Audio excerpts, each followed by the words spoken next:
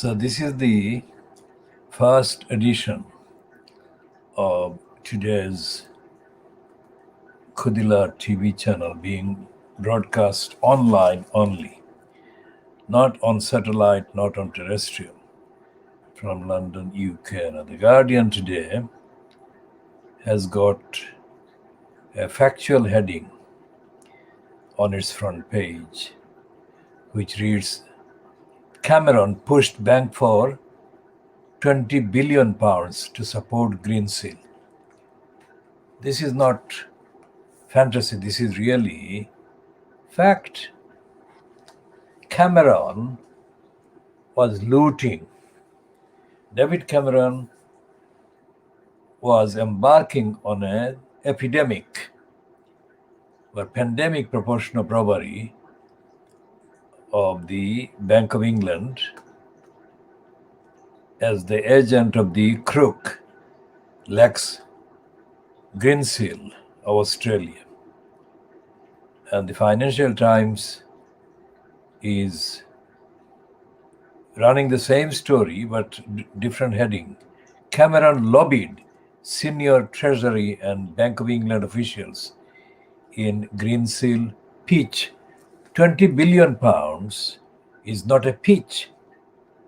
It's a robbery on an imperial industrial scale. Former aides, that is, former aides of David Cameron's, were contacted, and it says Whitehall resisted persistent push. Now, it says probes, but probe is a very weak word.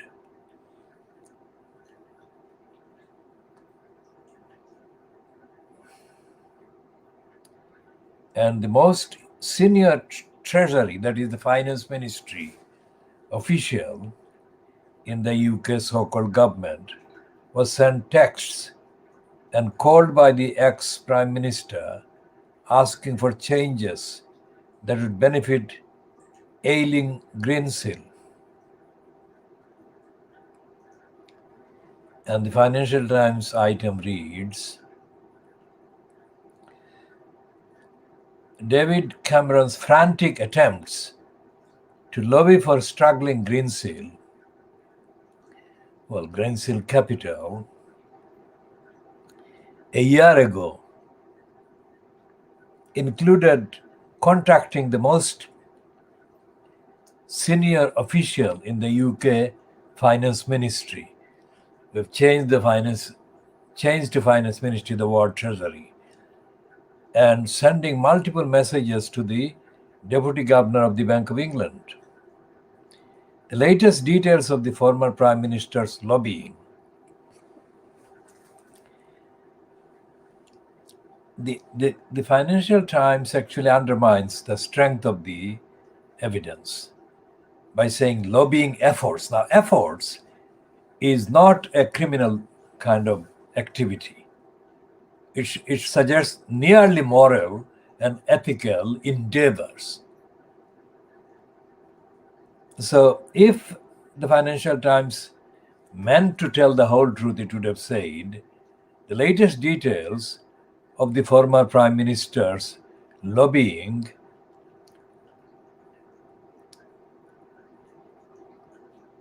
for Greensill, which collapsed last month, emerged as the first of 8 inquiries into the scandal opened yesterday.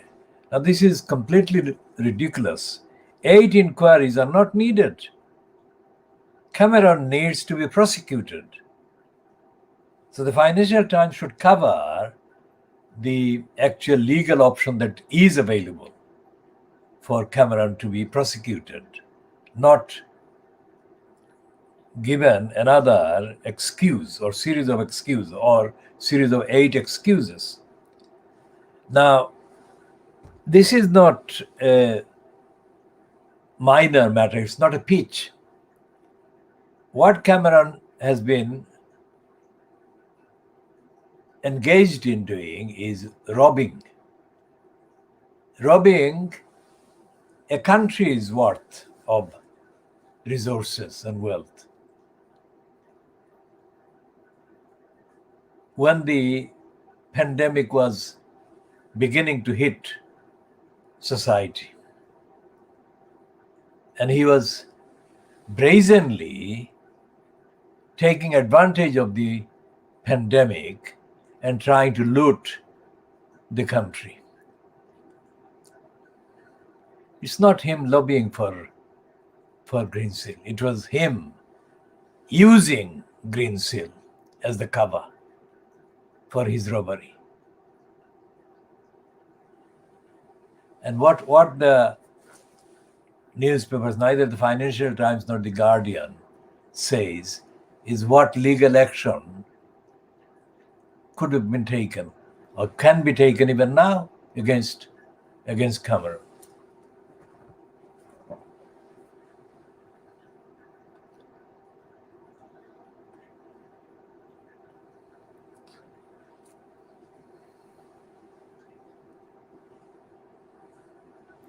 Because that is the option that is available. Taking criminal action, prosecuting Cameron.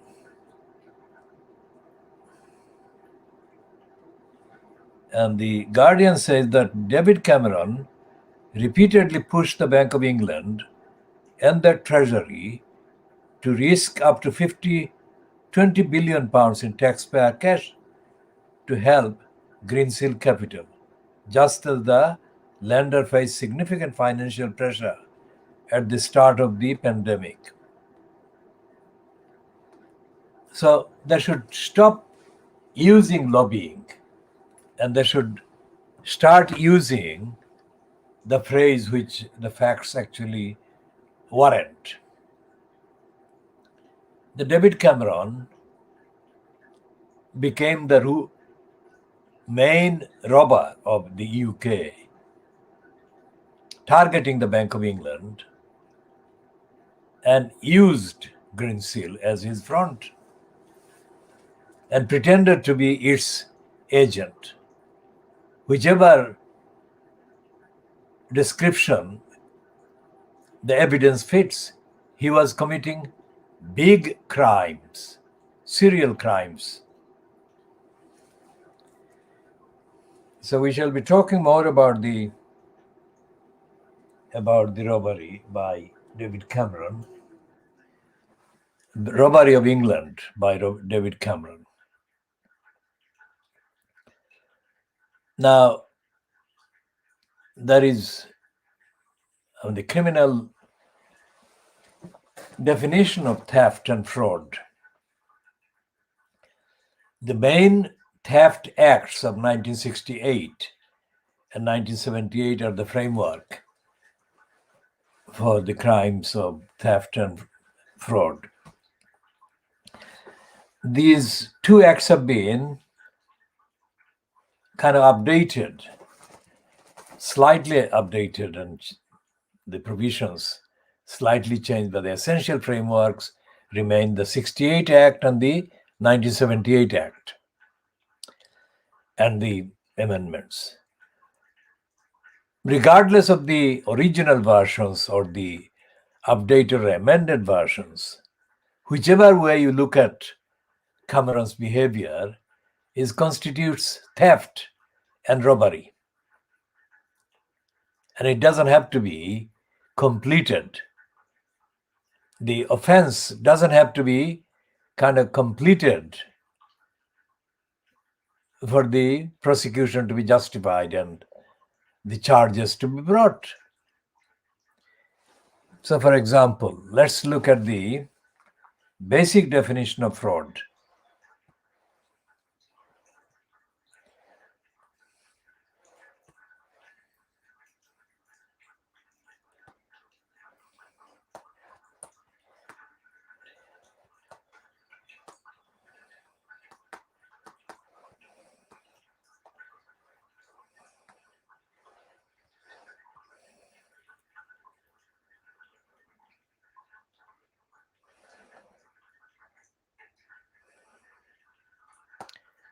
So this is the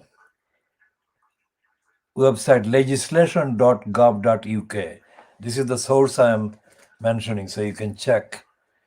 And it says, Theft Act 1968, basic definition of theft.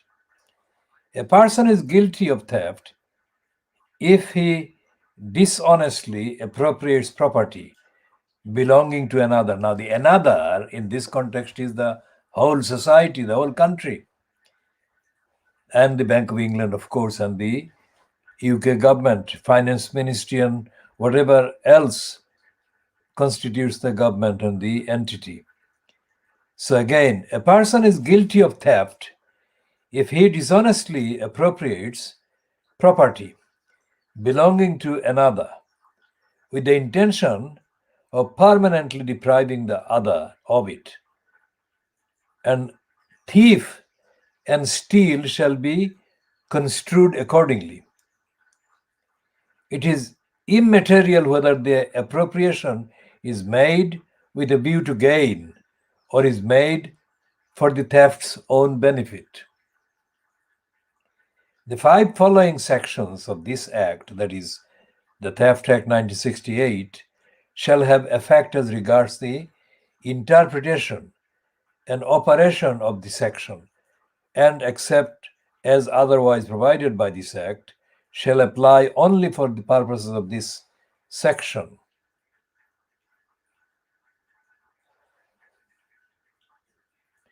Dishonestly, a person's appropriation of property belonging to another is not to be regarded as dishonest if he appropriates the property in the belief that he has in law the right to deprive the other of it on behalf of himself or of a third person. Now, that doesn't apply, that exception doesn't apply to Cameron. If he appropriates the property in the belief that he would have the other's consent, that doesn't apply.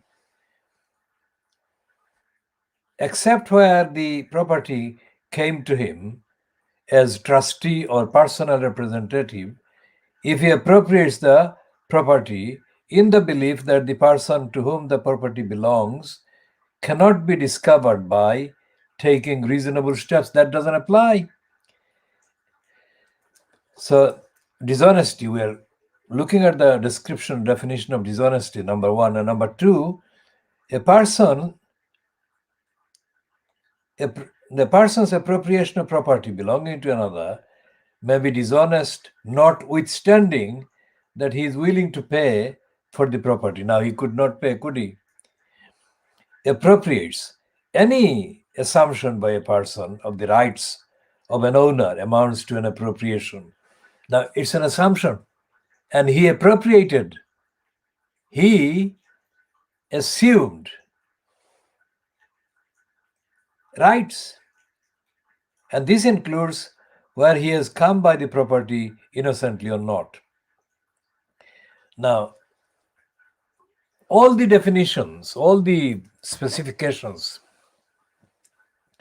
contained even in the 1968 Theft Act, not to speak of the 78 Act, that is an update, and other updates, all the definitions of theft and fraud and dishonestly appropriates apply to Cameron's behavior. So why are they talking about launching 8 separate probes or inquiries into his behavior? They should prosecute him on the evidence that has been available already. And the fact that the Daily Telegraph today, Friday, doesn't lead with the same story, Daily Telegraph, that is Boris Graph, on the texts and £20 billion theft plot by Cameron, gives the game away that they're trying to divert attention. They're trying to divert attention from the David Cameron theft and big robbery to Dominic Cummings being a text maniac, according to the Boris Graph.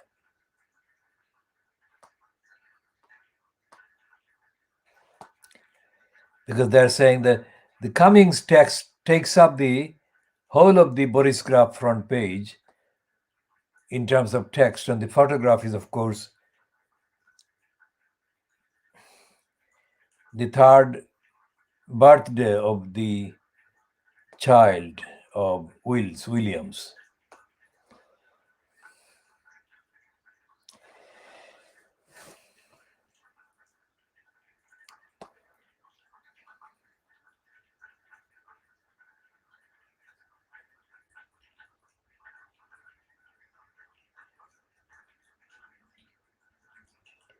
And the Boris Graph cartoonist Matt is actively looking for a diversion from the crimes that are being reported about Cameron, and is making very light of the so-called text that Dominic Cummings has been accused of sending. And it says that Boris Johnson is working on a biscuit and all this rubbish. And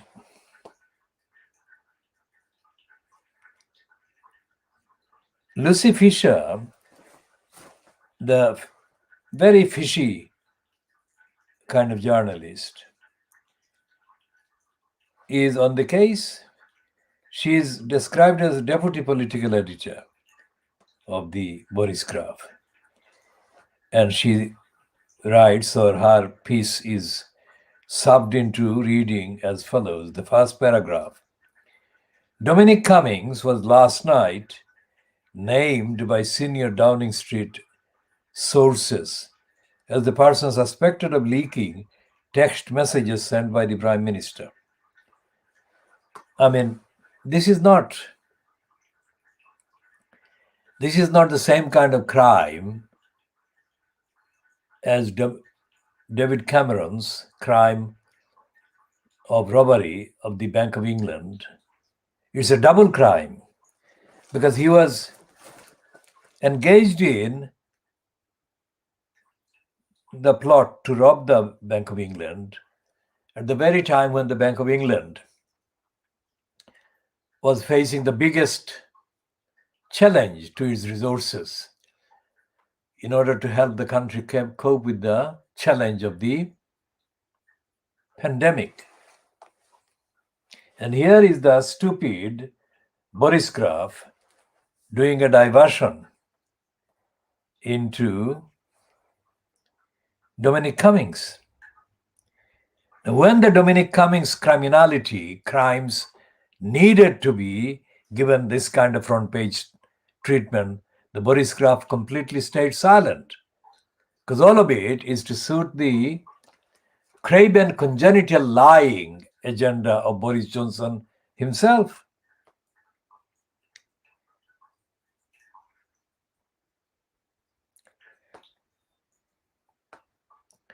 Now, there is a piece in the Boris Graph inside pages, page 16, by Jemima Lewis, which is headed, Residents of care homes are being treated worse than prisoners.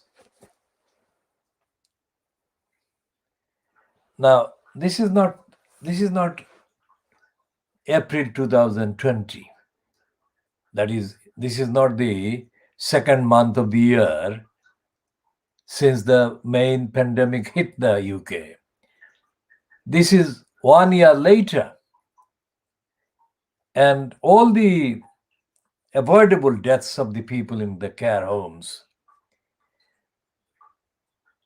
have been now exposed as having been avoidable and having been caused by the negligent regime fronted by Boris Johnson. And yet, residents of care homes, very vulnerable to all kinds of illnesses and impacts of negligent treatment, are being treated worse than prisoners. That's an admission in the Boris Graph itself.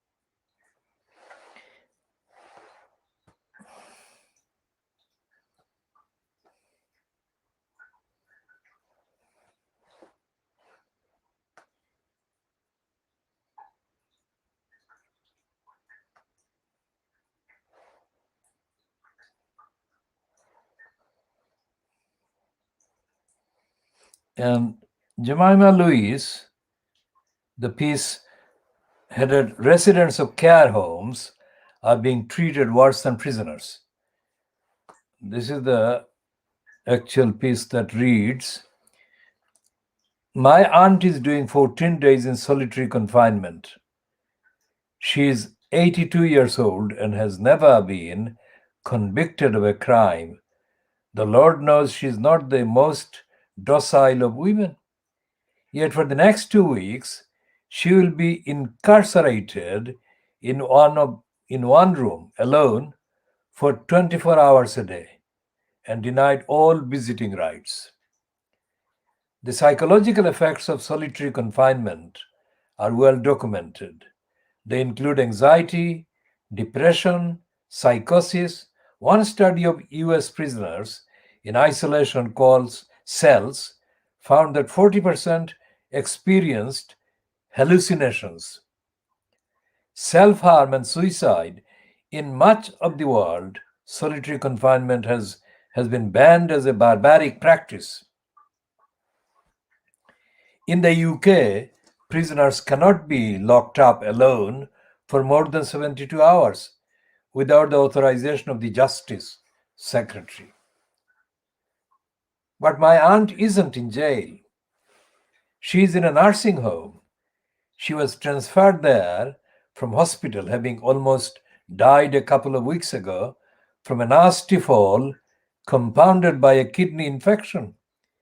She has been tested for COVID and vaccinated, but as a new arrival to the home, she must comply with Department of Health protocol, which means self-isolating in her room for 14 days. That might sound like a reasonable ordeal, still utterly inhumane and possibly unlawful under the Human Rights Act, but reasonable if it meant freedom on the other side.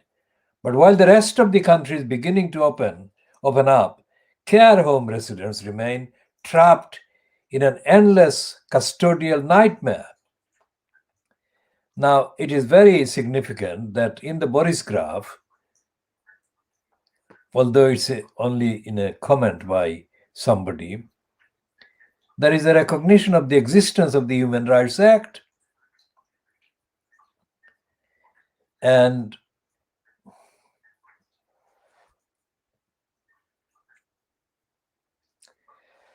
they have got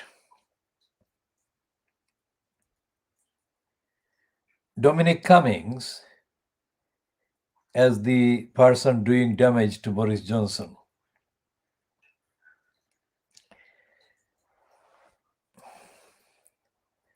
And they're saying it's again Lucy Fisher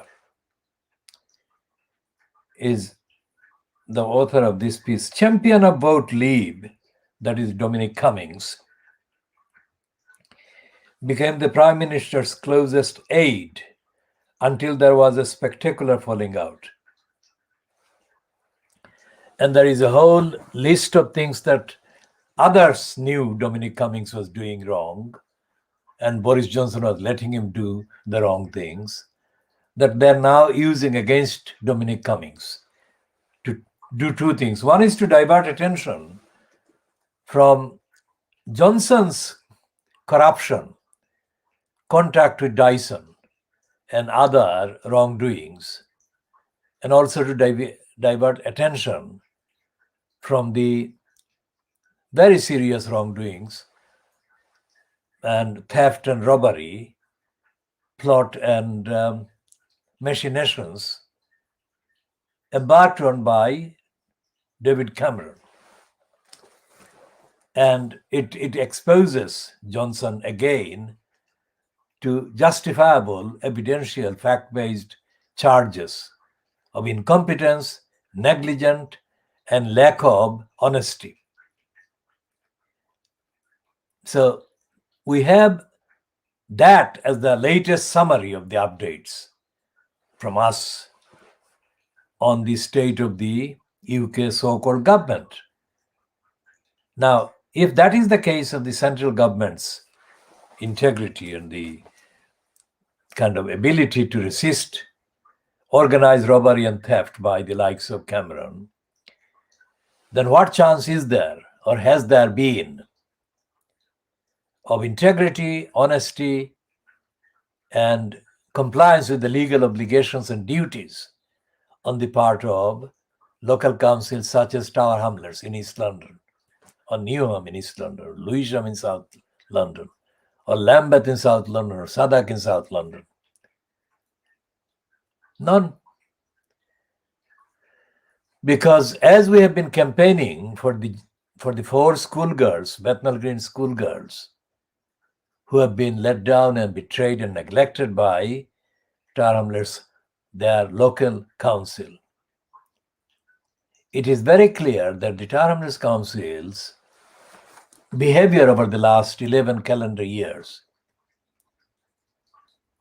11 calendar years is the length of time that the council has been and the community has been, the electorate has been lumbered with the corrupt, anti-democratic, anti-social, anti-accountability post of elected mayor.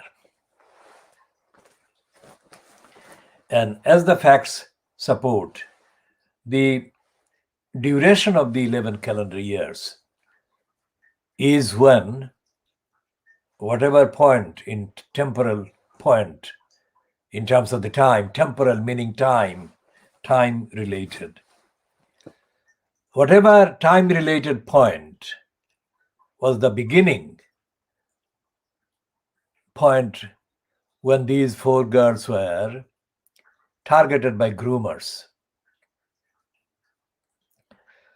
that wanted to embroil these girls, divert them into going to Syria.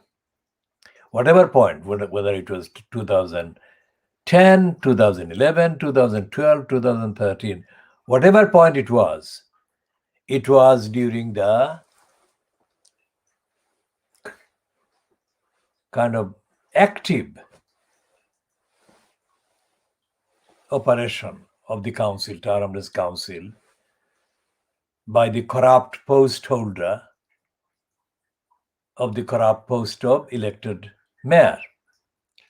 So it was either Lutfur Rahman and John Biggs, or just Lutfur Rahman and not John Biggs, or both together sequentially,